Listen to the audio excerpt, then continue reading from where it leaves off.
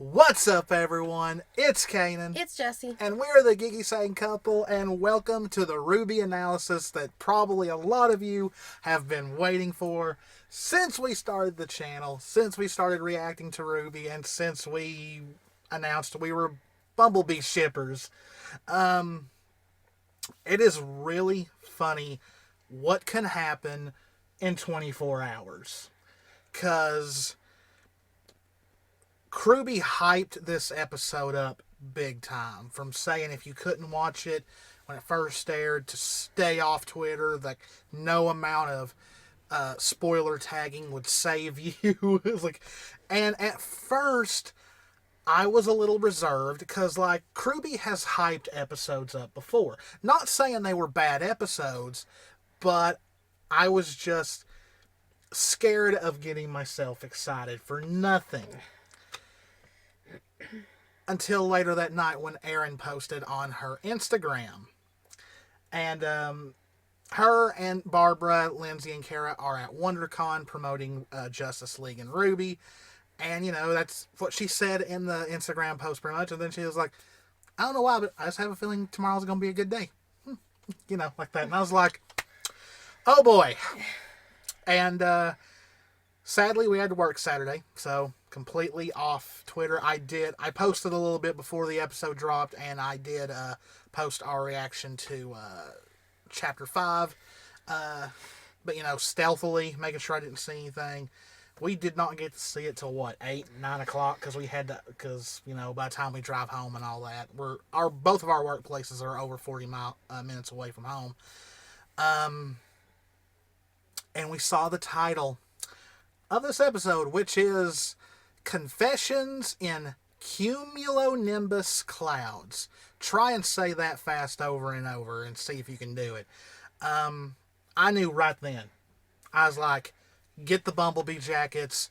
Let's make sure the balloons are good and ready. Let's replace any that's deflated. And it was a very intense 20-30 minutes while we did all that. So yes, I know what everyone wants us to get to.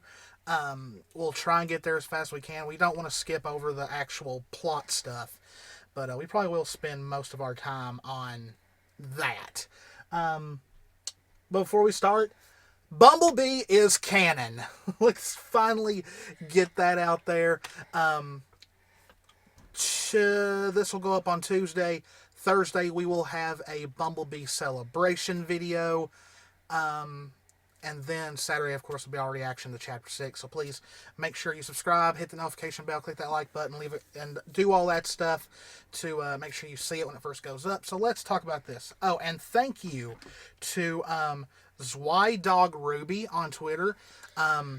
Klaxon had posted that they were not looking forward to getting up really early and transcribing the whole episode. And I comment saying, yeah, we've got to do the same thing, which is going to take forever because this is probably going to be our longest analysis. I don't know if it will be, but because both of us have got to get up very early tomorrow. And they sent me as well, sent it to Cal, and then sent to me as well the complete transcript of this episode. So thank you very much. This is now going up on Tuesday instead of later in the week when it usually would because of note taking. So thank you very much. We will continue to use this. So the episode, of course, starts off with Jean falling. Now, of course, Chapter 5 left off with it being revealed that, yes, Jean was the Rusted Knight. But not only was he the Rusted Knight, he had aged greatly. And, of course, they would start that off so we can learn exactly what happened to Jean. And, of course, he's screaming, and then he sees Crescent Rose falling. Now, first, in the reaction, I thought Crescent Rose had this flame up. Like, at first, I thought it was a flame about because it's metal, and it's falling. It's like something entering an atmosphere. It's heating up. But what if this is actually goes into the whole weapons are extensions of yourself, and this is part of RWBY's aura. And many are already theorizing this is why RWBY is such out of sorts. She's missing part of her soul. Now, I don't know if that's it, but it's an interesting theory. which John sees Crescent Rose and is like, wait, just hold on. And he, like, dives for it. Yeah. And then, of course, he wakes on the beach like everyone else. You know, he's like, it's what you would normally expect. Where am I? He starts to explore, and this is where he sees this tree, which I'm not gonna lie, it looks very ominous. I would have not touched anything on this tree, but Jean is Jean. He's, of course, gonna touch it. And it, of course, in the intro, we see Jean in front of a clock. What's that on the tree? It is a clock. And he picks a fruit that has a clock on it. And, of course, everybody has already made jokes about Clockwork Orange. And time starts I think it's going back. Yes, it's going backwards. And, you know, because you see all the lights, like, yeah, of them falling, go back. And each one is colored to be each member of Team RWBY. We see Yang, we see Blake, we see Weiss, we see Ruby. And Jean, of course, is freaking out. He's saying, no, wait, stop. You know, and eventually he does destroy it, but a lot of time has went by. And we do see Jean just sitting on the beach. And I couldn't imagine, like, this is Castaway times 10. You know? And we see as time goes by, Jean aging, his armor rusting. We see he's built himself a little hut. And then we see right here that Jean had went so far ahead that we don't know it as of this part right here, I don't think, but we learn later in the episode. He is there for the arrival of Alex and someone else that we learn about in the episode. And so, of course, Jean is like, you know, I thought maybe I'd never see you again, but I knew if I waited long enough, you would fall, just like I did. And he's like, it's really you, right? And, like, he pretty much insinuates when he saw them in the market, he wanted to hope, but wasn't sure to hope. And Ruby's like, Jean, it's us. And they all hug him. Even Little hugs Jean. Even though Little does not know who Jean is, technically, Little jumps on John's head and hugs him. And Jean has tears in his eyes. You know, I know a lot of people do not like Jean, but you gotta feel for him. Like, I couldn't imagine, you know, going through what he's went through now. And of course, Team RWBY starts asking 20 questions. How'd you find us? I believe Ruby asks. Blake asks, how are you, the Rusted Knight? And Yang starts with, and when did you get so, I think she was going to say old. But then Weiss jumps up and says mature. Okay, so I know White Knight shippers are probably over the moon about this. White Rose shippers were not, to be understandable. I don't know what it is, but this Atlas, ever since Weiss put on this Atlas outfit, she's gotten really attractive. And I made a joke on Twitter, if Weiss looked at any of us like this, I think all of us would have to be thrown into an ice bath. And she's even got like the mature woman pose going on. It's like, Weiss, what are you doing? And then she realizes what she just said and who she is saying it to. Trying to capture everyone's facial expression. Yeah, Yang and Blake. It gets better. Yeah, Yang and Blake look at each other like the only one who is not is Ruby, because of course Ruby is not in a good place right now. I did get one more too. But yeah, like even Blake and Yang look at each other like, they're probably remembering the days at Beacon when John called Weiss Snow Angel and showed up at their room singing on a guitar, trying to get her to go to the dance with him and all that. And it was just a really funny moment. I don't know if it's actually going to go anywhere, but it was. Weiss has been the best comic relief in this volume so far, that I just think the Ever After has not been kind to her whatsoever. But it's you know, it's to relieve the tension a little bit. And so I forgot if I don't think he mentions the storm yet. No, this is after, like, so Ruby asks him what happened in Atlas after the rest of them fail. Jean sighs because, of course, he does not want to tell RWBY what happened. He's like, I guess we've got a lot of catching up to do. So he leads them out of where they are, and we see like this plain of like, I think those are flowers. You see some, you see some woodland in the background, and you notice there is a storm coming in the distance. And I'm guessing he told them enough because RWBY's like, she's got 2 relics now. That Salem did succeed in getting both the Mantle relic and the Atlas relic. Now I made a note right here that Jean is acting like the grizzled veteran kind of character who gets stuck with a party full of kids. And like it's like in RPGs when the party of young heroes at least has a party member who is the old grizzled veteran who kind of acts like a mentor to the other younger kids. That's what this reminded me of. That was pointed out that, at least the beacon relic is like well hidden, but yeah, and Yang brings up that with Cinder, Salem does have a way to find the other relics because Cinder is a maiden.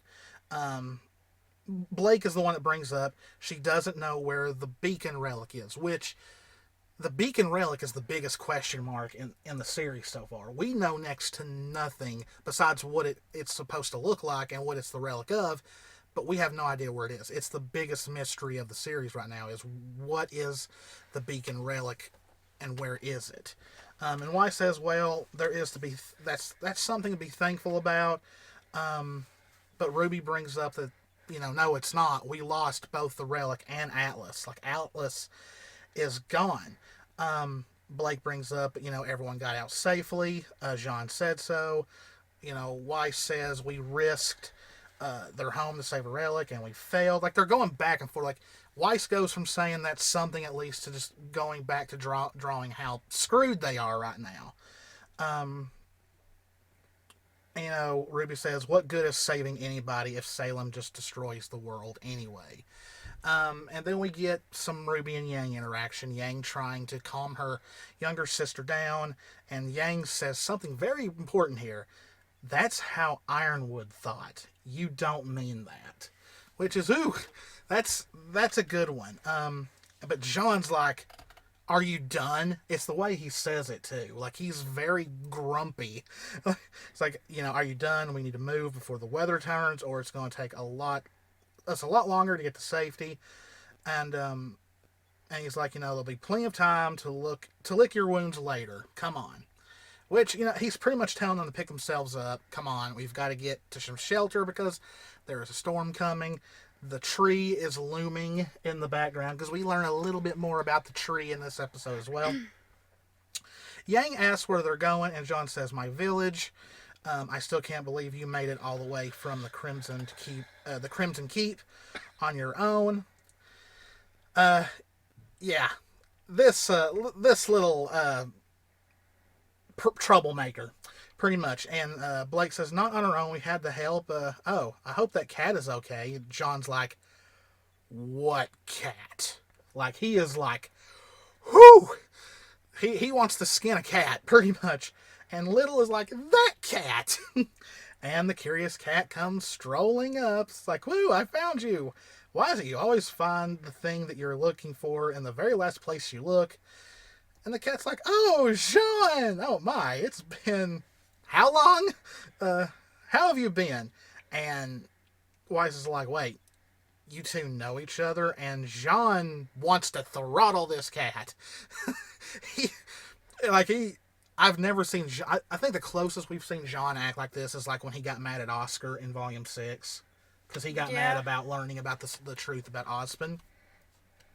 Which Blake and Yang stop him, Blake's like, I think there's a misunderstanding. The cat can get us all out of here. And Jean says, we don't have time for this. We've got to get to my village. Don't worry. We don't need a guide. And the cat's like, but your friends wanted to go to the tree. And Jean gets angrier. That's where you're letting them take you? And Blake's like, well, yeah, that's how Alex got out, right? Who no? John's like, you didn't tell them anything. The cat's like, no, that's simply not true. I told them plenty of things, a few things, and lots of some things. The Curious Cat talks just like the Cheshire Cat, and it is very hard to read. And, Weiss is like, can somebody please make sense? And John is like, the tree is death. And the moment he says it, I'm like, we're going to get into some sacrificial stuff here. That's exactly what came into my head. It absorbs you, takes your memories, and turns you into something else. If you go there, it's going to erase you. They call it ascension here, but death is really what it is. And Ruby's like, wait, the tree is what causes the ascension? And Blake says, that's what got the herbalist, the roots of the tree, because that's exactly what happened. Which, really, if you think about it, was kind of unnerving in a lot of ways. And Yang's like, pretty curious that you neglected to mention that. And the cat's like, oh, excellent punmanship. And I'm like, you're talking to the queen of puns. Like, if you only knew. Like, really. But you are not from here. It won't do that to you guys. And that's where I'm starting to wonder, is the cat lying, or are they telling the truth? Like, it's hard to tell, because just like in Alice in Wonderland with the Cheshire Cat was very hard to figure out. You didn't know if the Cheshire Cat was an ally or a friend. Even in Kingdom Hearts, during the Wonderland section, you still question, is the Cheshire Cat trying to help Sora, or keep Sora from doing what Sora is supposed to do? Yeah, but in original Alice in Wonderland, the Cheshire Cat is just... It had more of a little bit of, like, a meaner edge, I guess you'd say. Like, helped, but then didn't. Or just made things more impossible to understand. Whereas this is... It's opposite, but, like, while still maintaining the, I still don't know what you mean. Like, Are you helping or not? So then, here is where the biggest, like, mystery really comes. Jean says, oh yeah? Then what happened to Lewis? Ruby and the others are like, who? And John's like, Alex's brother. It's like, well, that's different, And Blake's like, that can't be right. And Yang's like, she had a brother? Why didn't you mention him? She says to the cat. You never asked. Never asked. Nobody knew. Yeah. Silly. It was always Alex this, Alex that. Like, I hate when characters react that way. Why didn't you tell us this vital information? You didn't ask. And Weiss is like, we've been following the story the whole time, and it's not even true.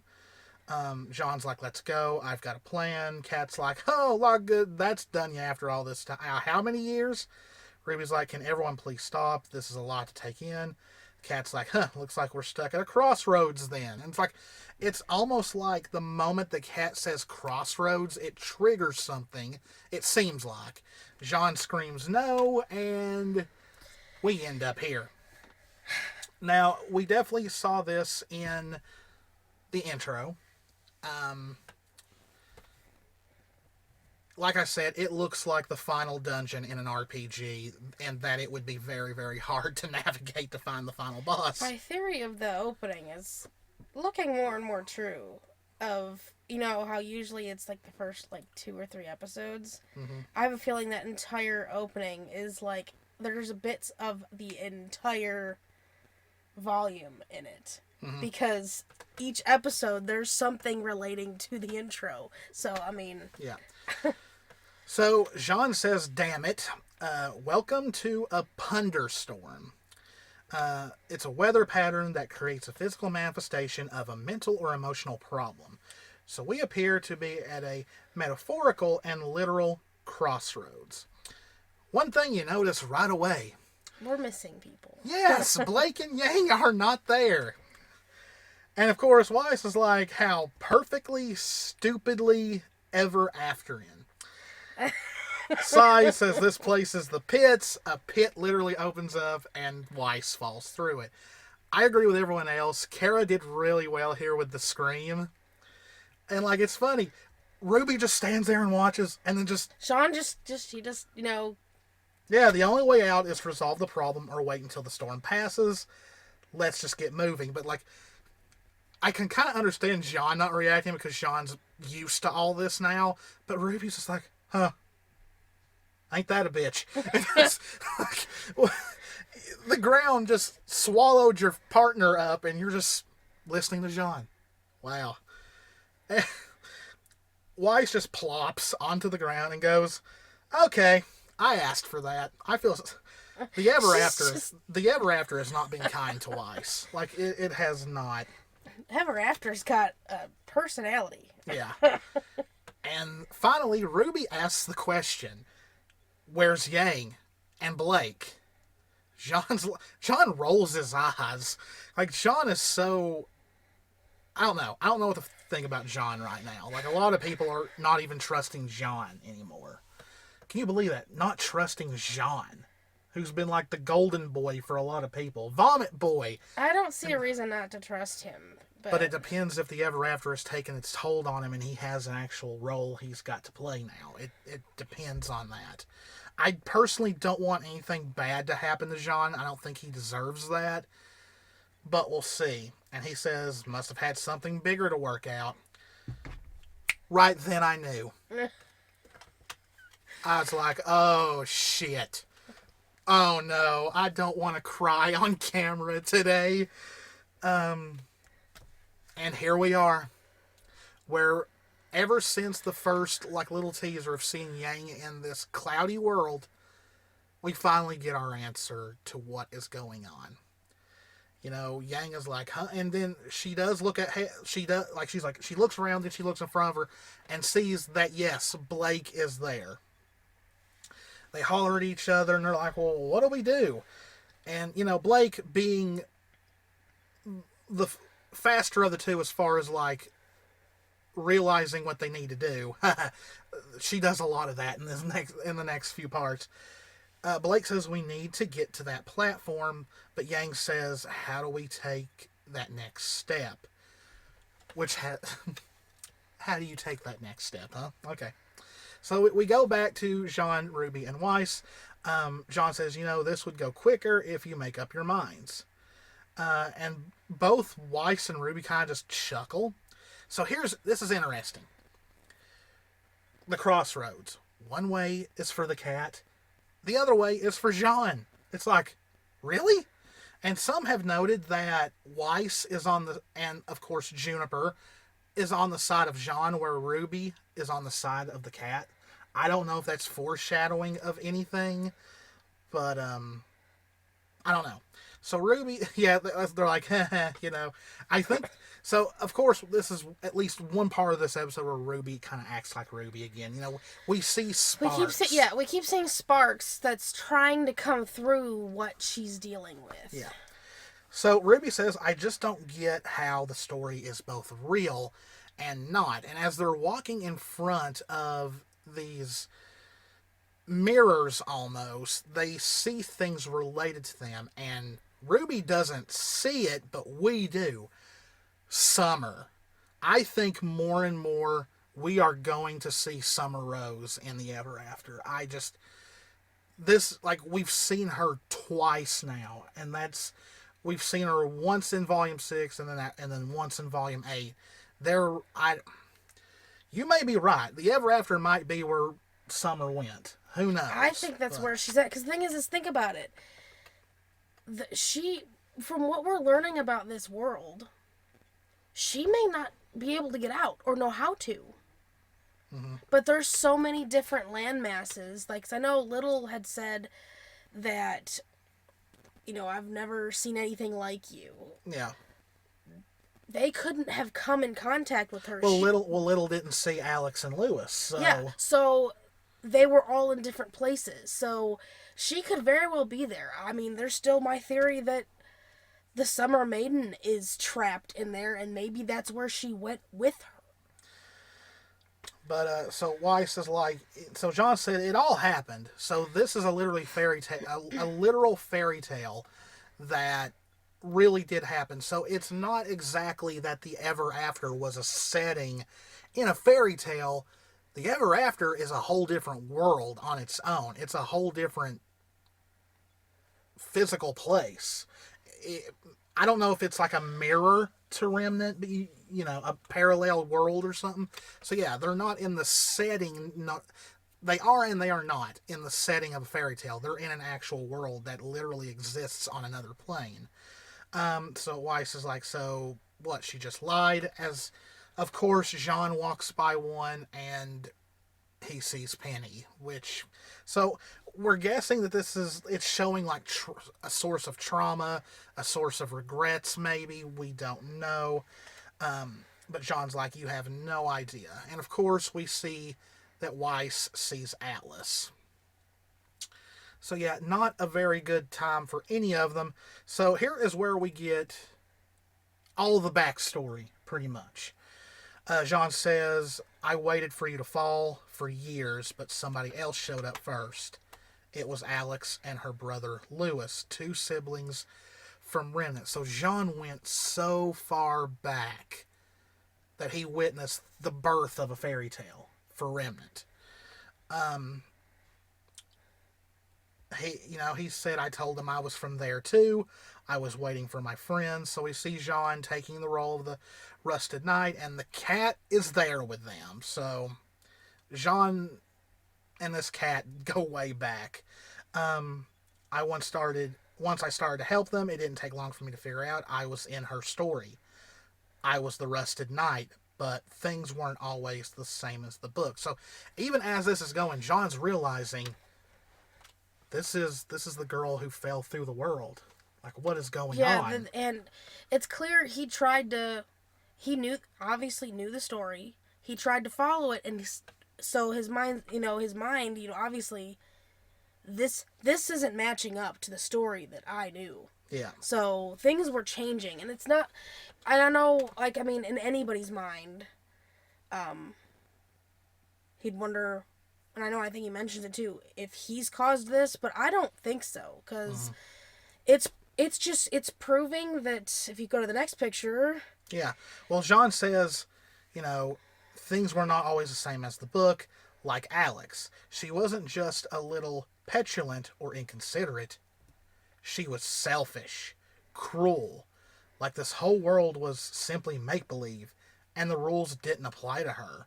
The brother Louis, on the other hand, was the kind and clever one, which sometimes goes with most fairy tales when it involves children. One of them is the kind one, the other one kind of rambunctious, troublemaker, stuff like that. But also, this is Alex is a inverted Alice in a way, because a lot of times in RWBY, they take the fairy tales and they change them, they tweak them. So in this case, this version of Alice was not a nice little girl. And that's what I was saying about the cat, too. Like, he's a flipped version of the Cheshire Cat, same mannerisms, but this is also where John's learning, like, obviously, way she is, it's not the same as the story, so she lied. Yeah. She kept the truth of the world in her story, but lied about everything else. And Jean says, we went places she didn't mention in the story, like the herbalist. And I love how the curious cat looks annoyed in this picture. But Jean says something changed there. Whatever the herbalist said to her, she wasn't the same after that. She lost all trust in Jean, her brother, and started accusing them of things. And Jean says the more I tried to get the story back on track, the more she distrusted me. And Jean starts having a breakdown. Was it my fault? Did I change the story? I couldn't even be the make-believe hero, which is heartbreaking for Jean.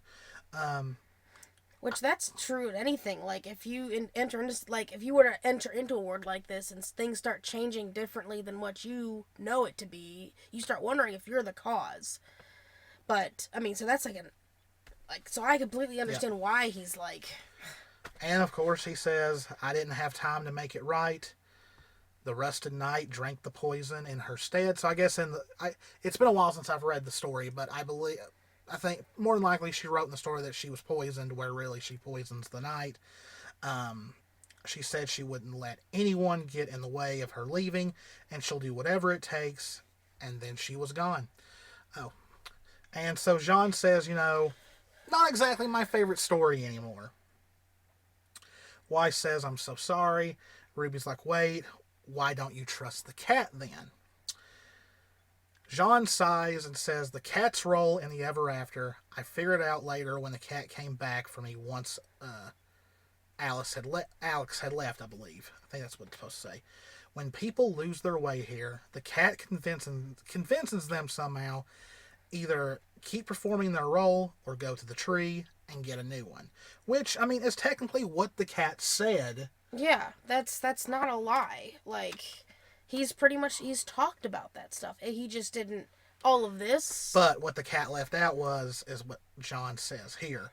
The cat calls it healing, but it's manipulation. The cat was never helping Alex or you.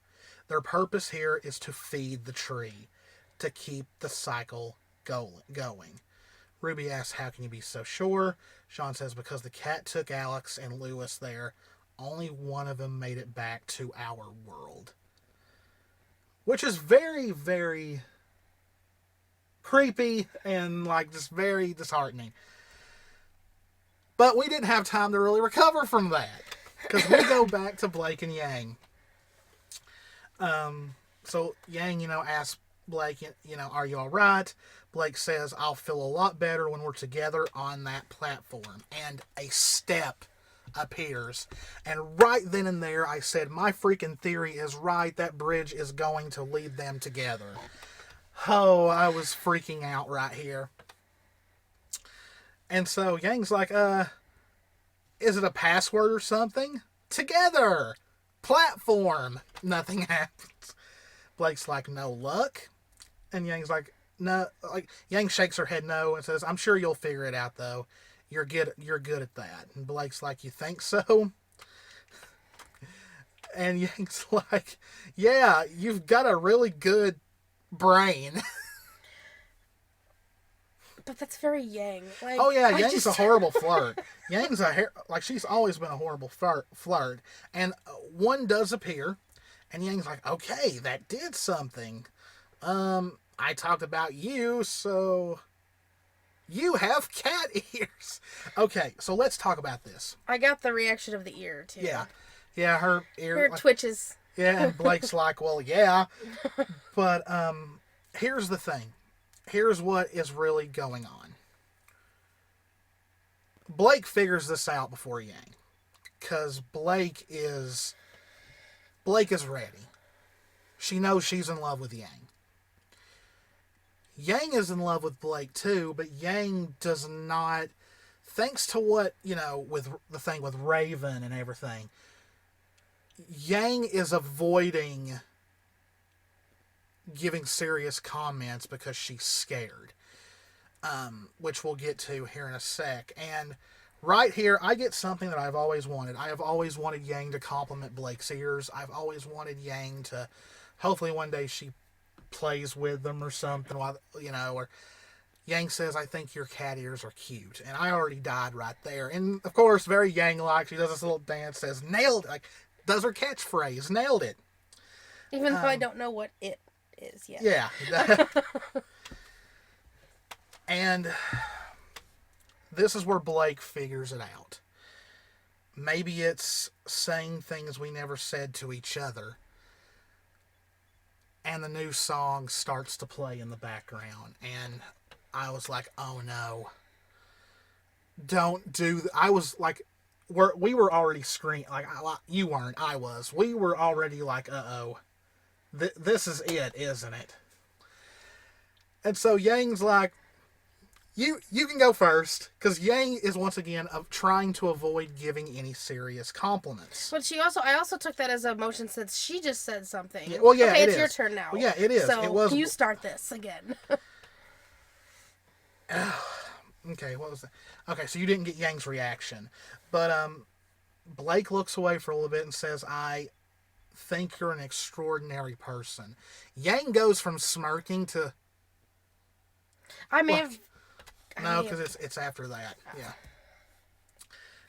Because that's where, like, Blake's going for it. Blake is definitely going. You're always the first to lighten a situation. You act bravely when you're afraid. You do what you say. And that's 4 nice things she said about Yang. So 4 steps appear. She comes up and says, try to keep up. And it's just so cute because Blake has finally came out of her shell. She's more confident now. She is literally, she's not pressuring Yang. She is helping Yang along. Call back to burning the candle. Yes. And Yang says, I like that you've never been intimidated by me, even when you didn't like me all that much. Blake didn't like you for like 1 night. Because that was the whole, I like your bow. Like the very next day, she chose you as her partner. So that didn't last very long.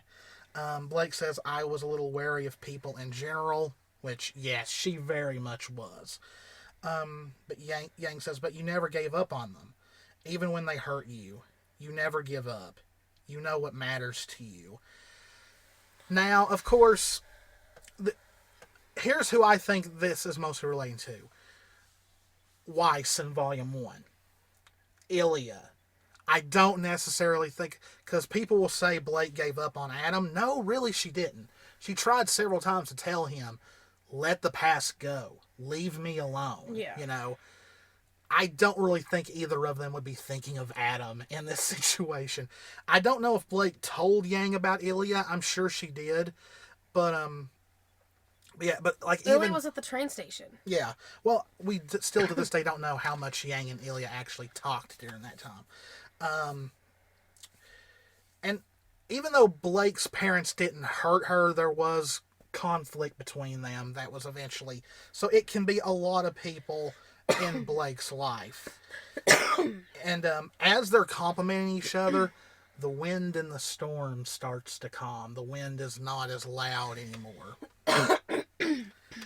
Right here, Yang says, let's make this quicker. Any big truce we haven't dropped on each other yet?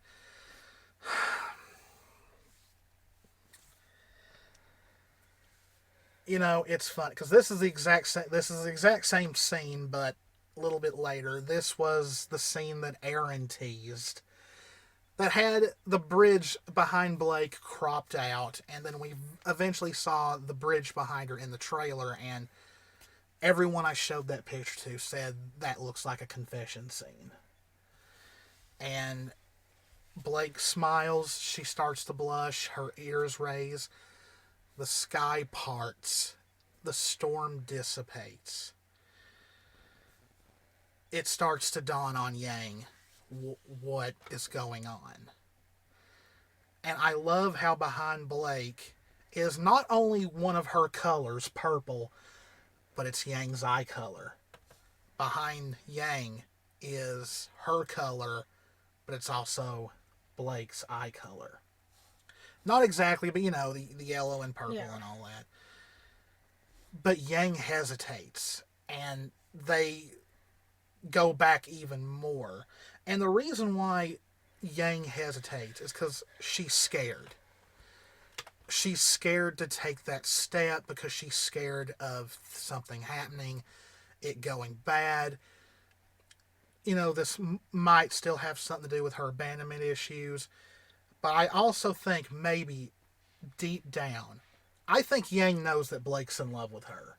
But I think maybe just somewhere, Yang is scared that Blake doesn't feel the same way.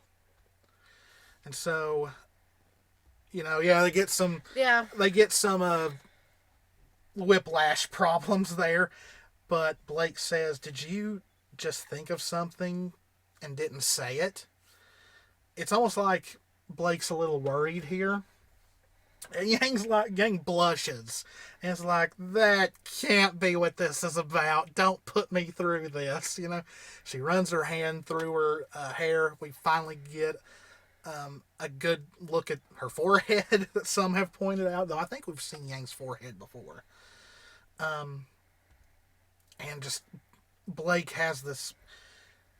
she's glowing. Like, you can even... I got the reason I did this one in the next shot is their eyes were like the white was sparkling. Oh, yeah, they've got the shiny effect on their eyes. That's why I captured these ones for that. But, yeah, it just drives home more that Blake's taking control of this situation.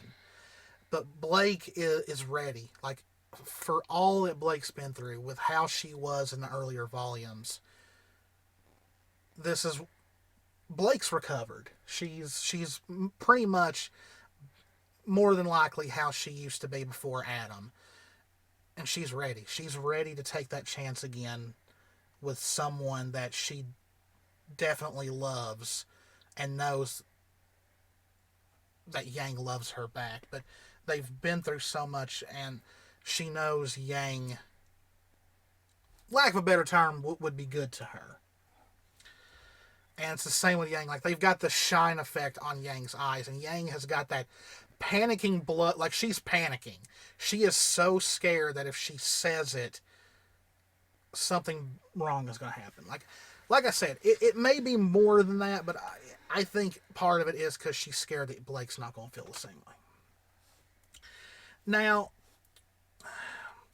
there's two theories what happens next. Some think that since it's the Ever After and it's a fairy tale like setting, that they can hear each other's thoughts. Or it might be because Blake and Yang know each other so well that somehow Blake is actually able, in an artistic kind of way of doing it, Blake's kind of thinking the same thing Yang is. But Yang thinks it's like a cliff, and if I do it, I'm just going to fall. Which, she's right. When you take that step to confess your love to the person you're in love with, it's a humongous step. It's like stepping off a cliff. And if it goes badly, you might as well be falling. But Blake kind of catches her in thinking, I think we're already falling. And then finally, Blake says, just say it, Yang. Like, she's just like, just say, and you can hear it in Aaron's voice. Aaron was getting emotional during it. And Yang says it. Yang says, I think I love you. And Blake quickly says, I love you too. Didn't even let her finish the sentence. She does. She barely. Does, like, as soon as she finishes it, she responds. But the reason is because Blake quickly says it to let Yang know. Well, yeah, I know that. I love you. I liked how it was just like she just completely finished the sentence to add on to it. And the lilies bloom between them, but then it disappears, and they have automatically been brought together. Bridges are gone, the lilies are wrapped around this platform. Hunter said they look like cake toppers on a wedding cake. I mean, kinda. And of course, we get a brand new song called Worthy, and I'm telling you all right now, the song, if it had not been for this song, I still would have cried, but I can't live, like, this is the third RWBY song that has made me cry. First was Indomitable, then Friend, and now this. And Casey gave us the lyrics for it, because it is kind of hard to make out on your own. But the song is called Worthy. All we've heard so far is the chorus. And the lyrics are, now I know I'm worthy of you, which is, that's touching even in itself. And then in parentheses, oh, can't you see, you could be with me. Call back to the song Bumblebee. And then with every smile, you told me I love you. And it just makes you think back to all the times Blake and Yang have smiled at each other. And then, of course, in parentheses, I am your dream. I love you. And Yang looks at Blake, smiling, blush on her face. Blake is doing the same thing. They embrace. Their eyes are literally glowing like crazy.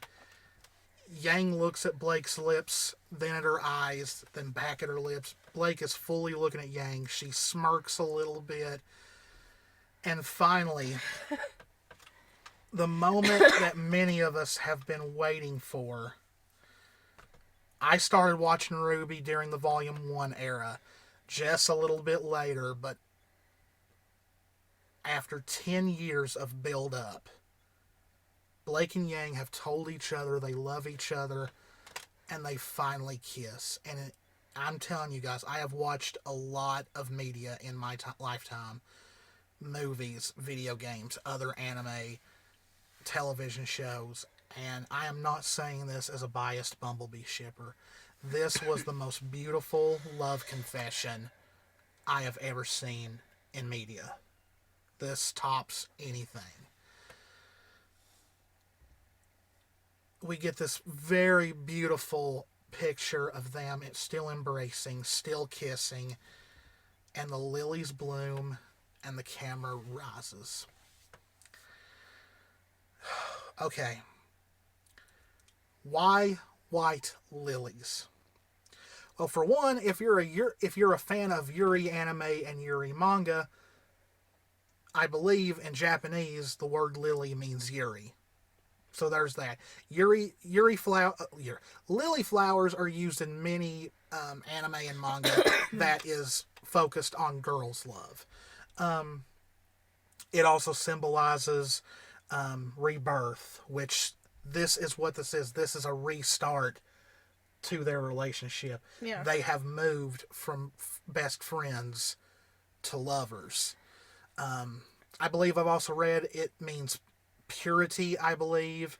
Yeah, lilies are very significant meaning flowers for a lot of things. They're used in weddings a lot, and they are also known for their sweet smell that attracts bumblebees.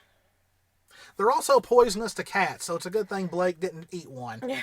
But,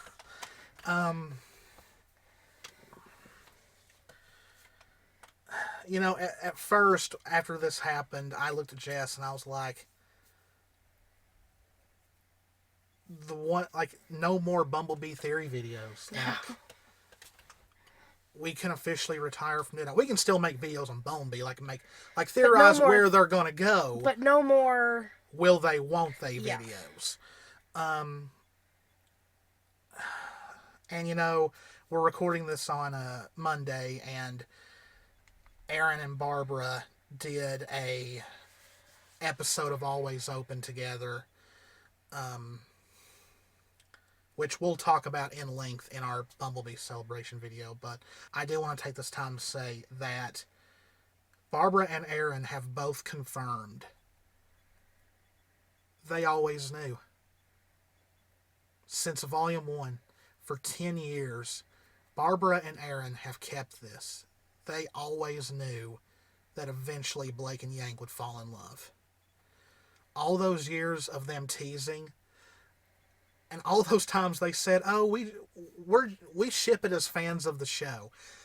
They were lying. But it's beautiful, because we now have that confirmation that this wasn't decided later. It's been planned since day one, all the way back in Volume 1. Kiersey, who came on to RWBY during Volume 7, said one of the first things she was told when she came into the writer's room was, bees are happening. And, it's so heartwarming to see RWBY openly talk about Bumblebee. To see Carrie talk about it. For years, whenever asked about Bumblebee, Carrie would say, watch the show. Just watch the show. Or just look somewhere else, change subject. Yes. He would deter away from it into something else. But it all makes sense going back now. But it's just to see Carrie say that not only this was the only scene he directed himself, and for him to say about that scene, I hope this isn't exactly what he said, but I hope it was worth the wait. I hope it met your expectations. He said, I wouldn't lie I was a little nervous about how it'd be delivered, but I've seen people even say I never cared about Bumblebee. I never shipped it, but now I do. Like, or I never cared about Bumblebee, but this was beautiful. And now apparently there's a lot of people who want more LGBT content in animation who are now picking RWBY up and watching it from the beginning to see this develop. And, you know, I don't care if you're one of those people who thinks it was forced. Like, it can't be forced and, like, you know, a lot of people say it was, you know, the QB term, which we're not going to use because it can't be that and it can't be forced at the same time. That doesn't make any sense. But, I mean, if you weren't there. You weren't there in the writer's room, okay? You can create your own narrative, but that doesn't make it fact. you can even go back to the video clips of Monty, the things that he has said. He wrote it this way. When they went in with this, with again Volume 1, he put this in there. Yes, Aaron did mention that clip of her saying, "Oh, can I say that my character and another character are lovers?" And Miles like, "Absolutely not." I remember a year or two later, ago, and I think I showed it to you. Aaron did say, "Oh, I didn't know then. I was just kidding. I didn't know the camera was rolling." And today on Always Always, she's like, "Oh yeah, I knew. I just didn't know the." They didn't. They truly didn't know the camera was already recording. Here recently, Aaron tried to cover her tracks by saying, "Oh, I didn't really know anything about if Bumblebee was going to happen or not. I was just..." No, the only truth in any of that cover up, the only truth was, no, they actually didn't know the camera was already on. Yeah. So that's the only thing they didn't know. If you really go back and listen to it, yes, you hear Miles say, "Absolutely not." And Carrie, you can hear Carrie say, "Not yet." So, yeah. But yes, Bumblebee is canon. It was always planned from the very beginning. Blake and Yang are now going to be moving forward as an official couple, as girlfriends. And I can't wait to see where it goes. Because this was beautiful. And like I said, for me, it's the most touching moment in the series. Probably one of the most beautiful songs in the series. And it's the most beautiful love confession and first kiss I have ever seen in all of media and all of fiction. I don't care what you say. You'll never change my opinion. Blake and Yang is the best love story ever told. And that's the end. You know, you won't convince me otherwise. So let's get back to the plot. We had to pause right here because there was no way we could immediately pay attention because we were crying, we were sniffling. Like, you know, I was still screaming. I couldn't believe it. When you watch our reaction, please... My face looked like the color of the microphone. Just turn the volume down when you watch our reaction. So, the cat shows up. "Oh, how odd. This time you're in the first place I looked rather than last." And Ruby's like, "Jean told us." You know, kind of like that accusatory way of saying stuff. Cat's like, "Oh, I thought there was more to the story. You're accusing me of something." Same page now. I was like, this little confident little fucker. You know, it's like, yeah, this cat, I swear. So Ruby says, "You're the one who gives afterends to the tree. Why haven't you been telling us the truth?" And the cat's like, "When afterends get all piggly, I help the return to the ever after. Yes, but you're not afterends." I love that we now have a term for beings from the ever after. I'm not taking you there to ascend. I'm taking you there because you all have such delightful information for me. You know, Y says, "You pretended like you had never heard of the story when you met us, but Jean had already told you." Curious Cat's like, "I think old John's maybe a few sandberries short of a picnic these days, wouldn't you say?" Which Jean growls, and of course you can see his reflection of his younger self in the mirror water sandfall thing. It's whatever it's something. And then Ruby's like, "What happened when you took Alex and Lewis to the tree?" Now here's where things get complicated. Complicated in more confusing. I don't know where to lean in Yeah. a lot of ways. The cat says, I don't know. She had told me she'd take me with her through the door to Remnant. So automatically I'm thinking, beings from the Ever After can go to Remnant? Please have a little go with them, please. That also adds to my theory of the genies in the relics, because I still think they're from the Ever After. The color, their color, the glow of things. That's why I really do think that they are from that. But that would make sense because they can appear in Remnant when they're called from the relic. But the cat goes on. She tricked me, just like all of you. You only want to use me as the same way. I've only seen others as sources for knowledge and entertainment. So the cat is accusing them of using them, but they just admitted the cat was using them as well. So it's definitely manipulation talking. It's manipulation. He's admitting his. They're admitting they've been doing, but it's still a form of manipulation. Yeah, and the cat even says, "Well, at least now I know what not to do." It is it's kind of gaslighting, but it's guilt tripping as well. The cat is trying to manipulate them, which Ruby says, we just want to go home.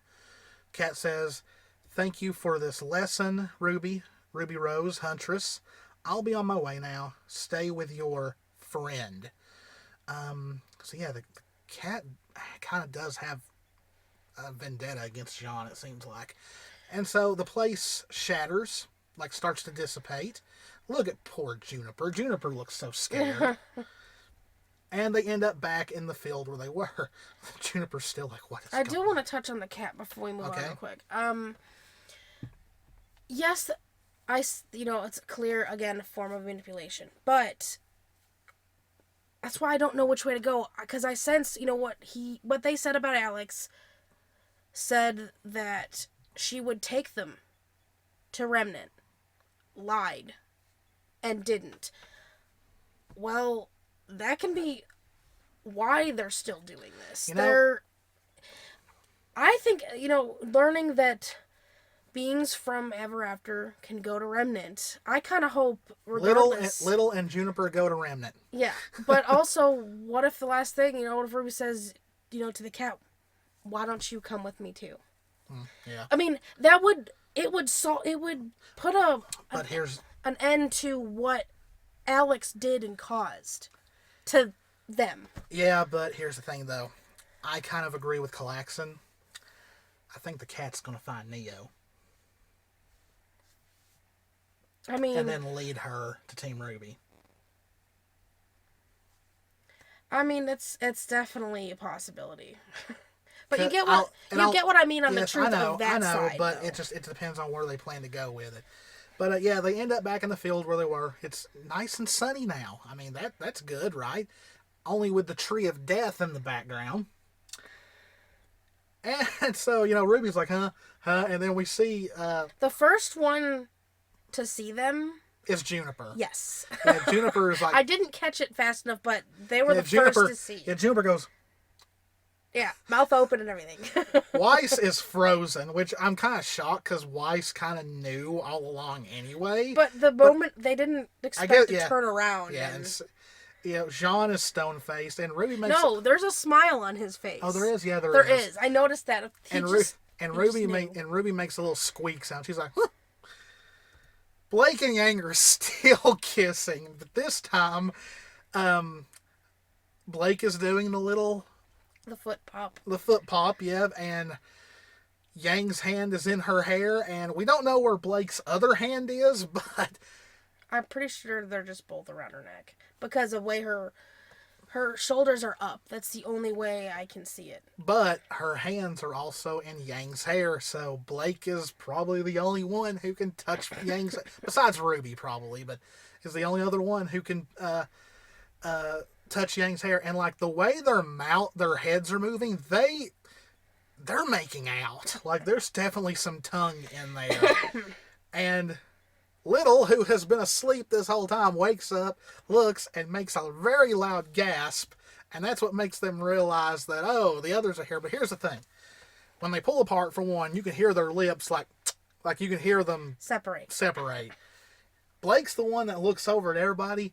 Yang does not look at everybody right away. She keeps her eyes on Blake. And Yang just asks, did we miss anything? Like, wow. Just, wow, you were making out with your new girlfriend in front of your sister. Well, RWBY is so messed up right now, I don't think RWBY even knows what to think.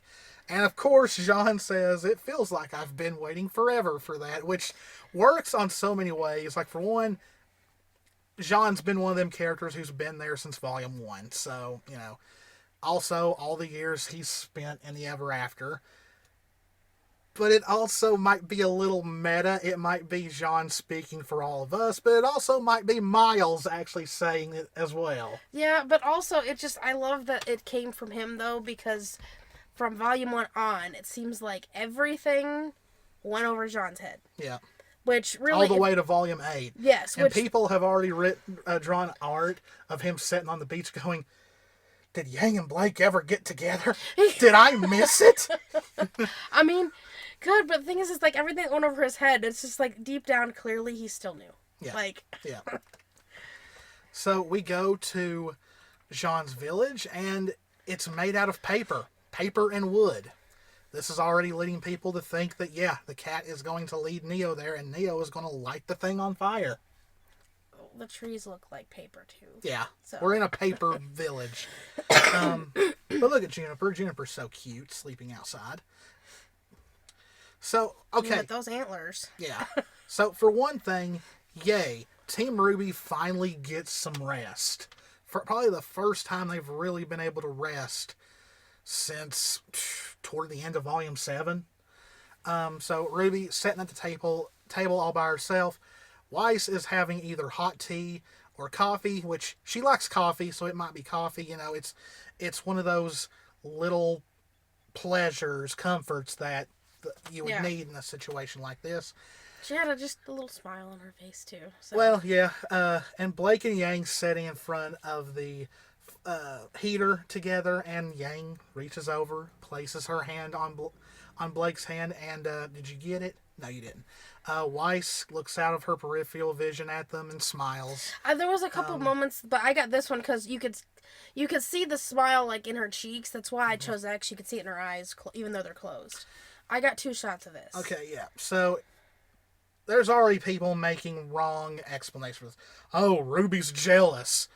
No. RWBY is not that kind of character. If you think that, you totally do not know RWBY's character.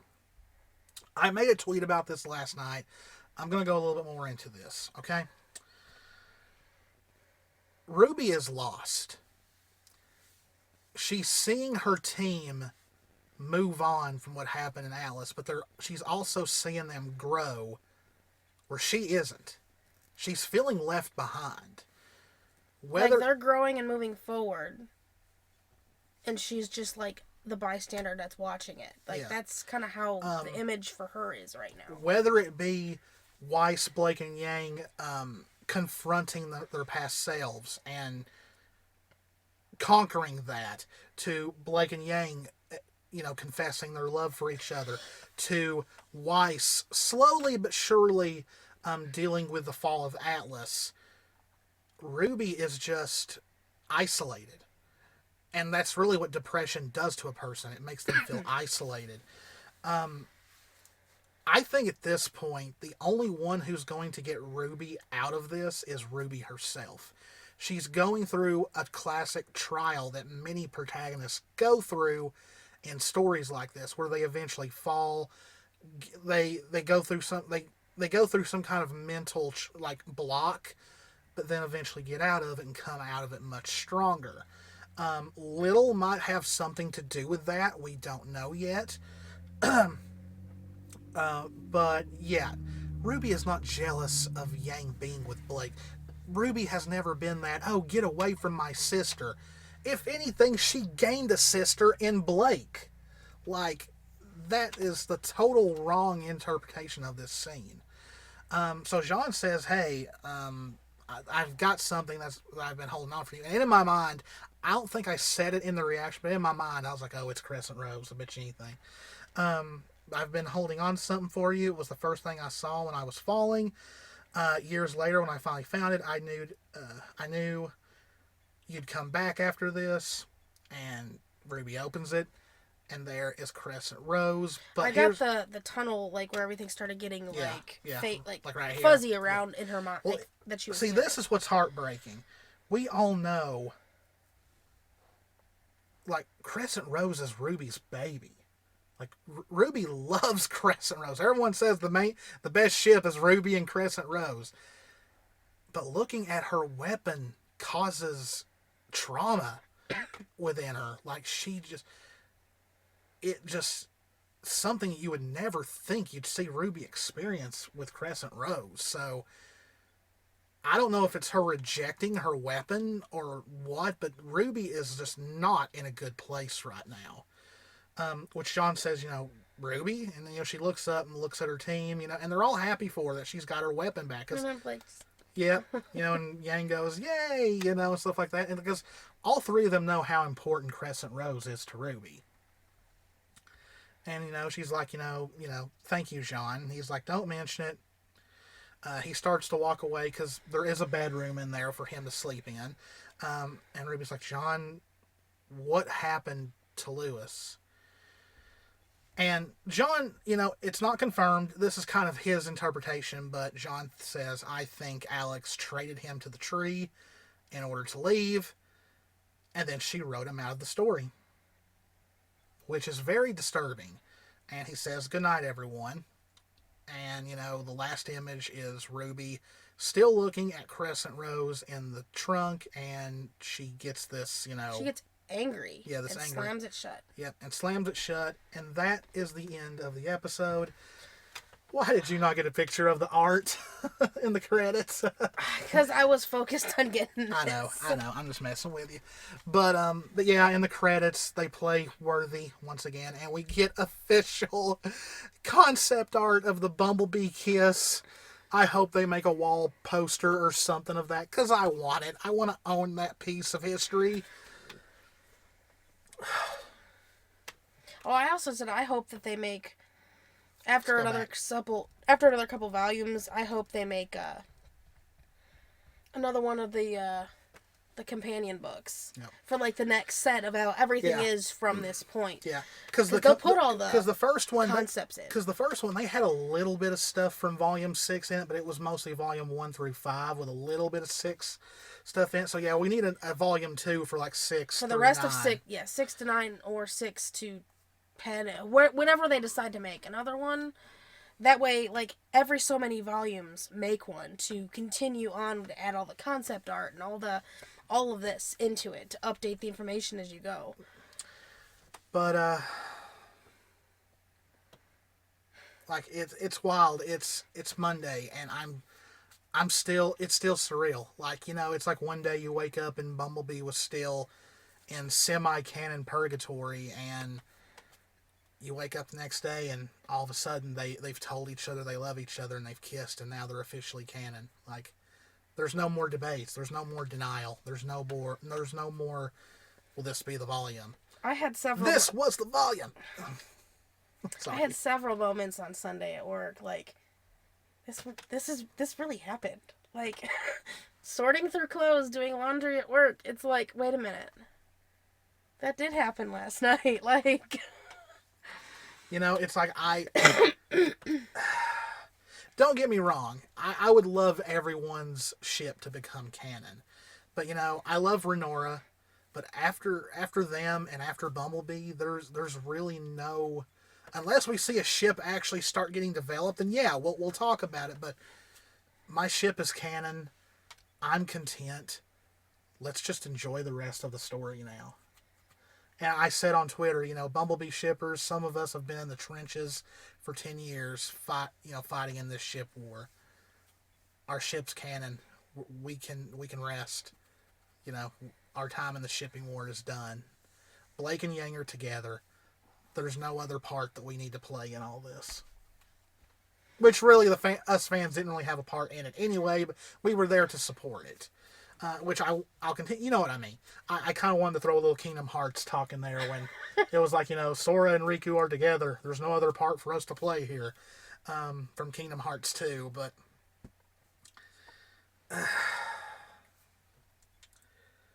I don't know. It's gonna be a long time before I get used to it. Like it's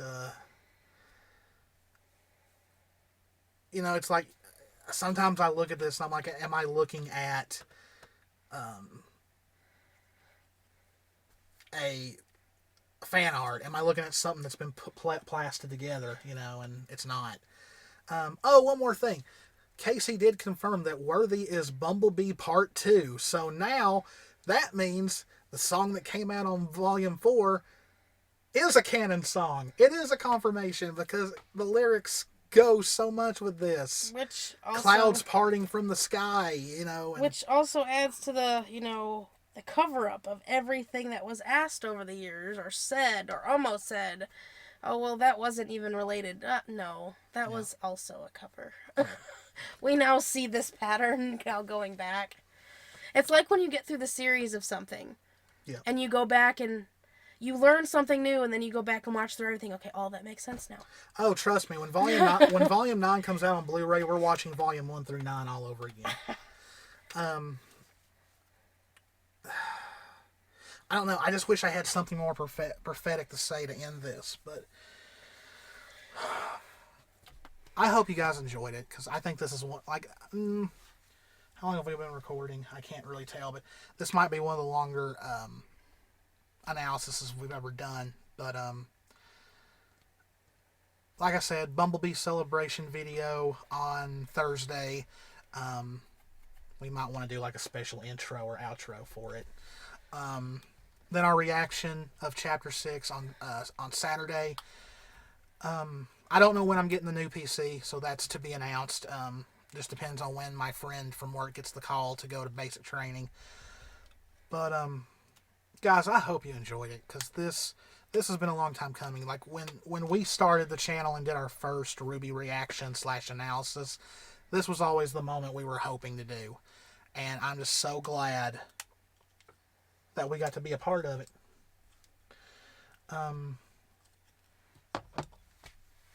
So yeah, hope you enjoyed it. If you did, please hit the subscribe button, hit the notification bell, click that like button, leave us a comment. I really would like to have some comments from this one, just because of what happened this episode. But as always, guys, this is Kanan. This is Jessie. We love you all very, very much. Stay safe out there. Take care of yourselves. Bumblebee is officially canon. They are in love. Love has won once again. We will see you in the next one. Bye. Bye.